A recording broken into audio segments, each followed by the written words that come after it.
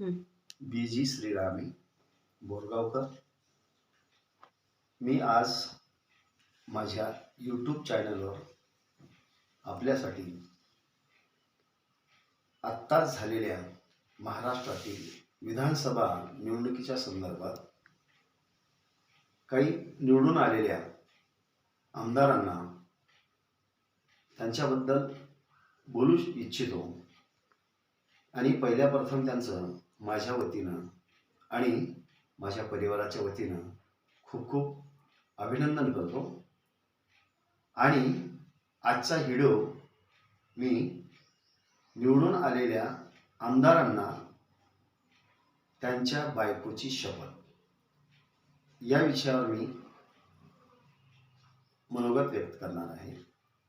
कारण हा विषय घेण्याचं कारणच असं आहे की खरंच आपण निवडणूक लढवित असताना सुद्धा निर्वाचन अधिकाऱ्याच्या समोर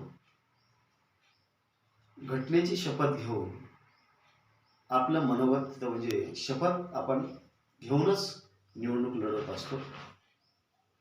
त्याच पद्धतीनं आपण आतापर्यंत शपथ घेऊन बऱ्याच लोकांनी घटनेवर हात ठेवून अनेक पदं भोगली, पण खरंच त्या पद्धतीनं एक काम जे आहे ते काम करत नाहीत लोक.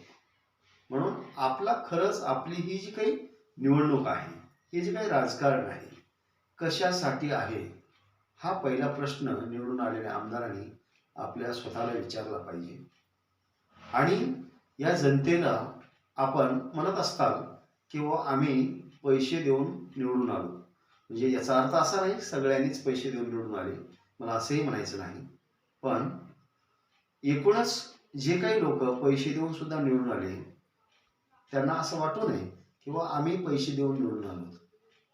पण एकूणच पैसे हे लोक घ्यायला का लागले तर आपणच त्या पद्धतीची वाट निर्माण केली आणि आपण चांगल्या उमेदवाराला रोखण्यासाठी पैसे देऊन आपण लोकांची मनं वळवत आहात आणि ती वाट आपणच निर्माण केलेली आहे. जरी पण आपण ती वाट निर्माण केली असेल, पण एकदा पदावर बसल्याच्या नंतर, एकदा आपण आमदार झाल्याच्या नंतर आपण हे सगळं विसरून गेलं पाहिजे आणि आपण त्या मतदारसंघातील प्रत्येक घटकाचा आपण आमदार असतो हे मात्र आपण लक्षात ठेवलं पाहिजे. आणि म्हणून मी आता निवडून आलेल्या आमदारांना बायकोची शपथ असं का म्हणालो, हे शीर्षक मी का देतोय तर आता सगळ्यात जवळची ती बायको. म्हणजे हे लोक कुठल्याच शक्तीला मानत नाहीत, कुठल्या ग्रंथाला मानत नाहीत, घटनेला मानत नाहीत. पण आता शेवटी माझ्यासारखा एक विचार करणारा व्यक्ती त्याला वाटतं किंवा याच्या जवळच्या व्यक्तीची शपथ आपण घालावी. कारण का आता आमच्यासारखे सामान्य हतबल झालेले आहेत. कारण आपले कामं पाहता राजकारण्यांचे सगळ्यांचेच वाईट आहेत असंही माझं मत नाही. पण खरंच आपण जे काम करता ते इतरांसाठी, परोपकारासाठी, राजकारण जे आहे ते समाजातील प्रत्येक घटकाला न्याय देण्यासाठी. घरचा एखादा कारभारी असतो, ज्याला एका कुटुंबाचा प्रमुख म्हणून म्हटलं जातं, तेव्हा कारभार पण नीट कधीपर्यंत चालतं की सगळ्या घरच्या घटकाला चांगल्या पद्धतीचं तितकंच प्रेम जर देत असेल तोपर्यंत त्याचं कारभार पण चांगलं चालत असतं. आणि एखादा कारभारी समजा, उदाहरण म्हणून सांगतो, असं घडतं की बाजारातून केळी घेऊन येतो आणि सगळा कारभार त्याच्या हातात आहे, सगळं घर परिवार त्याच्यावर अवलंबून आहे. आणि केळी घेऊन येत असताना केळी घेऊन यावी तर एकच सगळे म्हणजे सारख्याच म्हणजे आकाराची केळी आणली पाहिजे, कोणती लहान कोणती मोठी, एकाचा भाव जास्त एकाचा कमी असा आणूच नये. पण काही लोक अलीकडे दोन पद्धतीच्या केळी आणायला लागले आणि केळी आणत असताना समजा एक 50 रुपये डझनची आणि एक 30 रुपये डझनची केळी, अशा दोन पद्धतीच्या केळी आणल्याच्या नंतर घरी आल्याच्या नंतर ते वाटप करतात. आणि वाटप करत असताना जर 50 रुपये डझनच्या केळीकडे जर आपला मुलगा न येता भावाचा मुलगा आला तर त्याला सरळ हाती ती केळ न देता असं वाकडा हात करून आपण केळ द्यायला जर लागलो तर त्याचा कारभार तर चालणार नाही आणि तिथे ते कारभार थांबतो. म्हणून या घटकाला, या कारभाऱ्याला एवढा विश्वास टाकून कारभारी केलेला असतं की खरंच तो आपल्या सर्वांसाठी आहे, आपल्या भल्यासाठी आहे, घराच्या विकासासाठी आहे आणि आपला तो बंधू आहे, आपला भाऊ आहे. हे सगळं नातं कुठंतरी मग ते तडीस जातं आणि सगळं त्या घराचे एकूणच शकलं उडायला लागतात. ती तशीच अवस्था आपल्या आमदार पदातून किंवा आपल्या वेगवेगळ्या राजकारणातून जर या महाराष्ट्राची म्हणा, या देशाची म्हणा अवस्था या आत्ताच सांगितलेल्या मी घरासारखी जर होत असेल तर खरंच आपण नेतृत्व नीट करत आहात का, हे कुठेतरी आपल्या मनाला विचारण्याची गरज आहे. म्हणून आज सामान्य माणूस कुठेतरी त्याचं सुख कशात आहे, त्याला खरंच सुखी करायचं असेल, आपल्याला नेतृत्व दिलेलं आहे, एक लोकप्रतिनिधी म्हणून आपण वावरत आहात, लोकप्रतिनिधीचा निदान अर्थ तरी आपण नीट समजत असला तरी ते जाणीवपूर्वक समजून घेण्याचा प्रयत्न केला पाहिजे आणि त्या दिशेनं प्रात्यक्षिक झालं पाहिजे असं मला वाटते. आणि म्हणून एकूणच इथली जे काही महाराष्ट्र हा देशाचा विचार करत असताना एक महत्वाचं राष्ट्र आहे, हे महत्वाचं महाराष्ट्र आहे, भारतामधलं एक महत्वाचं महाराष्ट्र म्हणून आपण त्याच्याकडे पाहतो.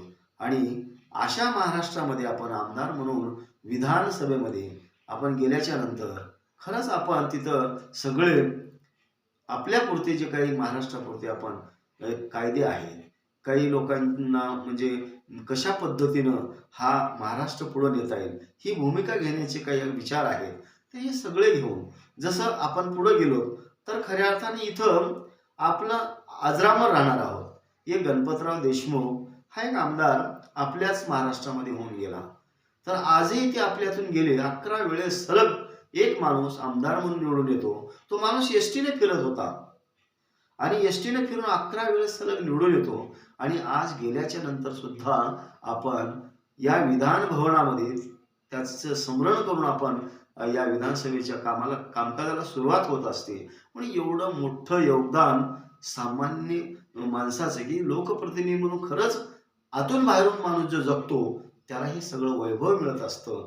हे कुठेतरी आपल्याला एक इतिहास म्हणून किंवा एक मार्गदर्शक लाईन म्हणून आपल्याला समोर आहे, तर याकडे आपलं लक्ष असू द्यावं. जे सरकार येणार आहे, सरकारमध्ये जे आपले आमदार मंत्री होणार आहेत कोणी, या सगळ्यांनीच आणि जे आमदार म्हणून बी राहतील तर त्यांच्याकडचे जे काही कामं आहेत ते खरंच आपण लोकप्रतिनिधी आहोत. आपल्याला या भागाचा विकास करायचा आहे, इथल्या सामान्य माणसाचा विकास करायचा आहे, इथं काही उद्योग उभा करायचे आहेत.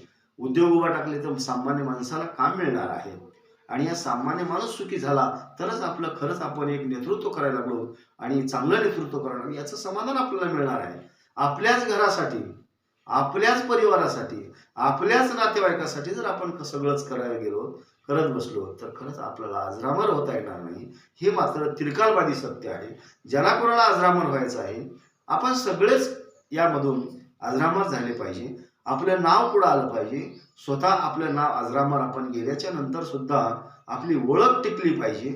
असं जर आपल्याला खरंच वाटत असेल तर इथला सामान्य माणसाचे प्रश्न, एकूणच सामान्य माणसाचं दुःख, इथल्या भागाचा विकास, इथला शेतकरी, इथला सुशिक्षित बेकार, इथली महिला, इथला पुरुष, ह्या सगळ्या गोष्टी, इथलं जे बालकांचं शिक्षण आहे त्या शिक्षणाला आज शिक्षणाची अवस्था काय झालेली आहे, शिक्षण सामान्याच्या दिशेनं किती कठीण झालेलं आहे.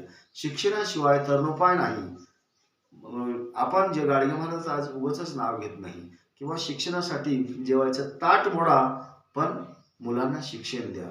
बाबासाहेबांनं शिक्षण हे वाघिणीचं दूध आहे असं सांगितलेलं आहे. म्हणून शिक्षणाची काही सुविधा, चांगल्या पद्धतीचं शिक्षण, दर्जेदार शिक्षण आपल्या महाराष्ट्रातील, आपल्या परिसरातील, आपल्या मतदारसंघातील मुलांना देता येईल का, ही भूमिका आपण ठेवून इथल्या लोकांना चांगलं धान्य मिळेल का, इथल्या शेतकऱ्याच्या मालाला चांगला भाव मिळेल का, ह्या सगळ्या प्रश्नाला धरून जर आपण नेतृत्व केला, आपण जर लोकप्रतिनिधी म्हणून जर खरंच लढला म्हणजे जगला तर खऱ्या अर्थानं आपलं जे काही पद आहे, आपण जे काही आमदार म्हणून वावरणार आहात ते खऱ्या अर्थानं त्याला पूर्ण न्याय दिलो असं होईल. म्हणून प्रत्येक माणूस खुर्चीवर बसल्याच्या नंतर क्षणाक्षणाला तो विचार केला पाहिजे, मी पूर्ण जनतेचा माणूस आहे, पूर्ण जनतेचं माझ्याकडे नेतृत्व आहे आणि आता कोणी माझ्या